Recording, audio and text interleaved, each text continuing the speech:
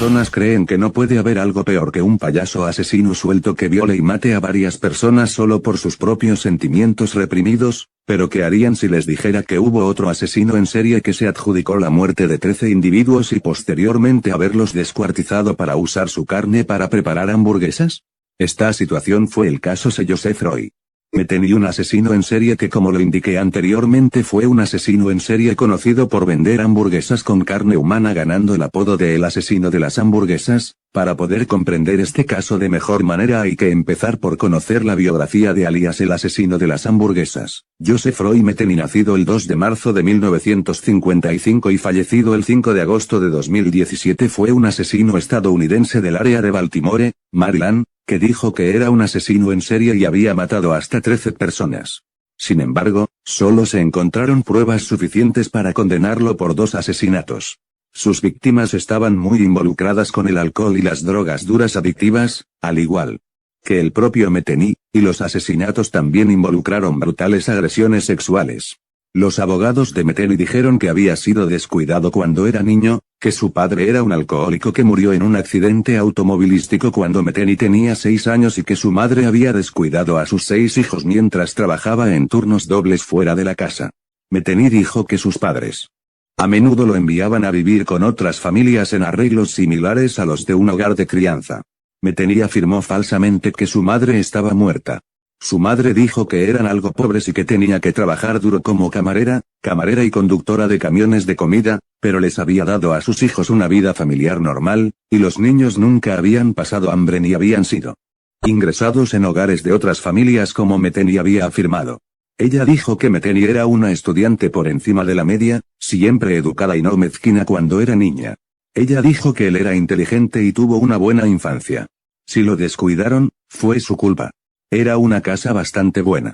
Metheny se unió al ejército de los Estados Unidos cuando cumplió 18 años en 1973. Su madre dijo que había servido en Alemania, aunque afirmó que había cumplido una gira en Vietnam y se había vuelto adicto a la heroína mientras estaba en una unidad de artillería allí. Su madre dijo que no tenía ningún recuerdo de él sirviendo en Vietnam, y las circunstancias de su servicio fueron reportadas como no verificadas en informes de prensa. La participación estadounidense en Vietnam había terminado en ese momento. Metheny rara vez se comunicaba con su madre después de que se unió al ejército. Ella dijo, él seguía alejándose cada vez más. Creo que lo peor que le ha pasado fueron las drogas. Es una historia triste.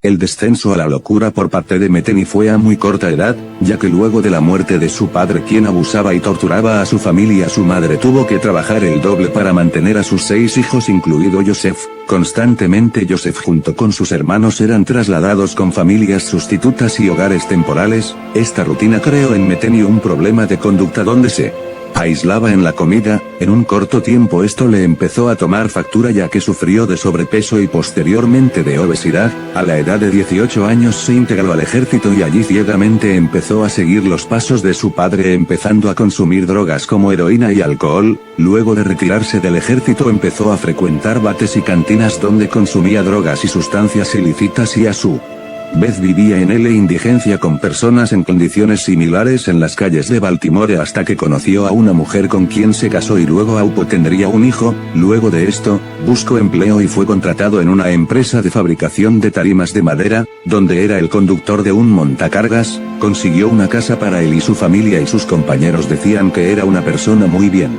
hablado y educado, llegando a ganar el cariño y respeto de estos quienes le llamaban Tiri por su estatura y sobrepeso, sin saber que su problema de adicción aún seguía generándole problemas con su esposa con quien se drogaba y discutía constantemente. Un día a petición de su empleador tuvo que trabajar horas extras, y estuvo hasta altas horas de la noche en su trabajo. Cuando volvió a su casa se topó con una desagradable sorpresa. Al abrir la puerta y encender la luz encontró su domicilio totalmente vacío. Todos los muebles, utensilios y objetos de la casa habían desaparecido. En un primer momento la impresión de Metheny fue de un aparente robo. Esto a su vez se descartó luego de no encontrar a su esposa e hijo. Metheny se llenó de ira, no por el abandono de su esposa y compañera de drogas, sino porque ésta se había llevado a su hijo a quien helaba y por quien velaba su bienestar. Luego de esto pasó aproximadamente 6 meses sin saber nada de su esposa e hijo, mas sin embargo un amigo le dijo que había visto a su expareja con un hombre quien la obligaba a prostituirse a cambio de drogas sin importar que el menor estuviera presente en los actos sexuales y de drogas. Metheny fue al lugar indicado y se topó con la noticia que su ex conviviente junto con su nueva pareja habían sido arrestados y el hijo de Metheny fue trasladado con el departamento de niños y familia. Metheny intentó recuperar la custodia de su hijo pero no lo consiguió y luego se enteró que su ex esposa y el amante de esta habían sido liberados, por lo cual fue a buscarlos en las áreas más pobres de Baltimore, donde empezó sus crímenes.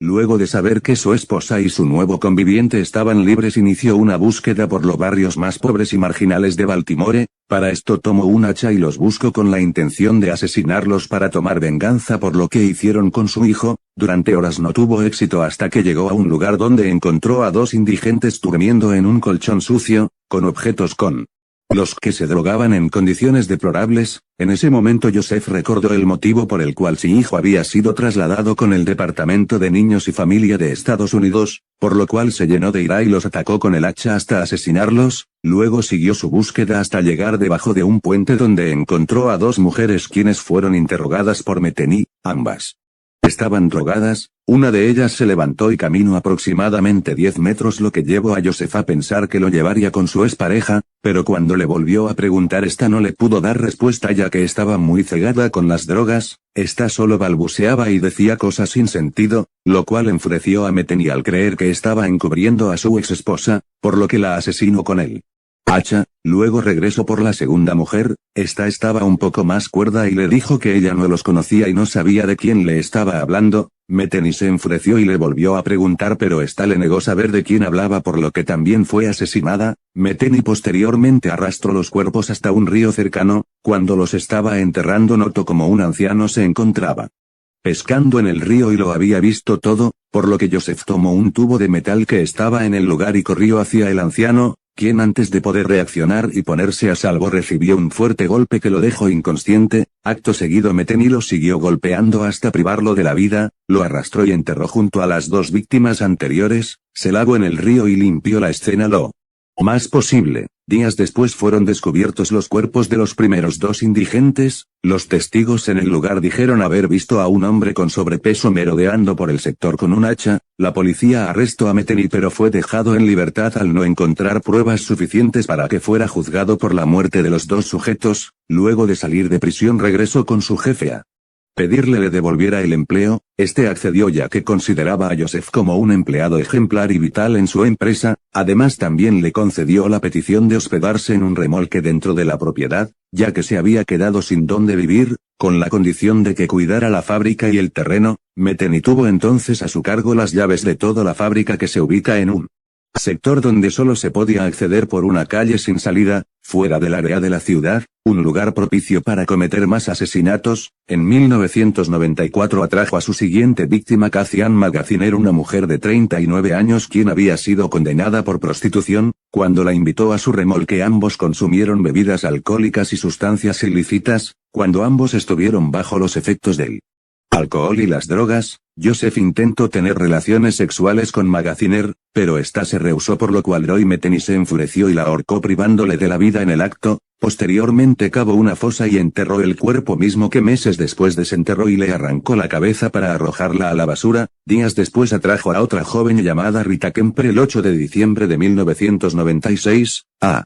quien secuestró. Según los fiscales y detectives, Kemper compartió drogas con Metheny, y cuando Metheny intentó tener relaciones sexuales ella se negó. Ante esto Joseph intentó violarla, pero ella escapó y trató de huir. Joseph la persiguió, la golpeó y llevó de vuelta al remolque para violarla. Según la declaración de Kemper, Metheny le dijo: "Te voy a matar y enterrar como a las demás". Ella volvió a salir del remolque por una ventana y escapó afuera de la fábrica, donde pidió ayuda en una estación de servicio, donde llamó al 911 para pedir auxilio a la policía. Metheny supo que lo denunciaría y lo irían a buscar, por lo que intentó deshacerse de las prendas, pero cuando salía del remolque la policía ya estaba en el lugar. Le ordenaron tirarse al piso y fue esposado para ser conducido a la comisaría cercana. Cuando fue interrogado acerca de los hechos, Metheny declaró que todo lo sucedido había sido con el consentimiento de Kemper y que cuando salía con las prendas dijo que las llevaría a lavar para entregárselas después. La policía, ante la falta de pruebas, lo dejó en libertad y volvió a su remolque, donde continuó con sus crímenes. En noviembre de ese mismo año mató a Kimberly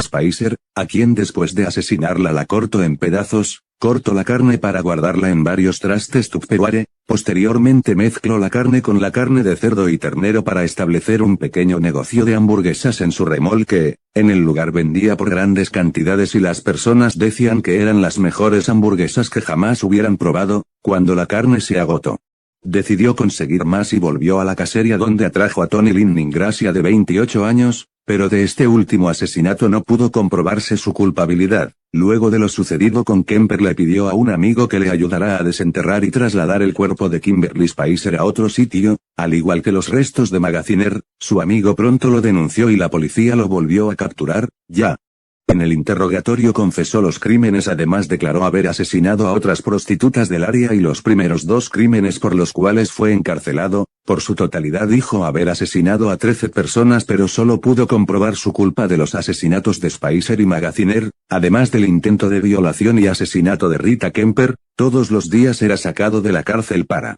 llevarlo a los supuestos lugares donde había enterrado los cuerpos. La policía llegó a pensar que solo decía ser culpable para tener atención, ya que siempre cambiaba las versiones, pero sonaba muy seguro de sí mismo y mostraba una postura firme. Finalmente fue llevado a juicio y falleció el 5 de agosto de 2017 a la edad de 62 años en su celda en la prisión del condado de Baltimore. Si un día encuentras un puesto de hamburguesas donde antes no había nada, ten cuidado en a quién te estás comiendo. Esta tétrica y perturbadora frase se acopla a la perfección al caso de hoy. Espero que les haya gustado este video. De igual forma les recuerdo que me pueden apoyar dejando un me gusta al video, asimismo seguirme en mi página de Facebook, también en mi cuenta de Instagram y de igual manera en Twitter. Los links los dejo en la descripción, y aprovecho la oportunidad para enviarle un saludo a mi nuevo suscriptor My name is Kessler.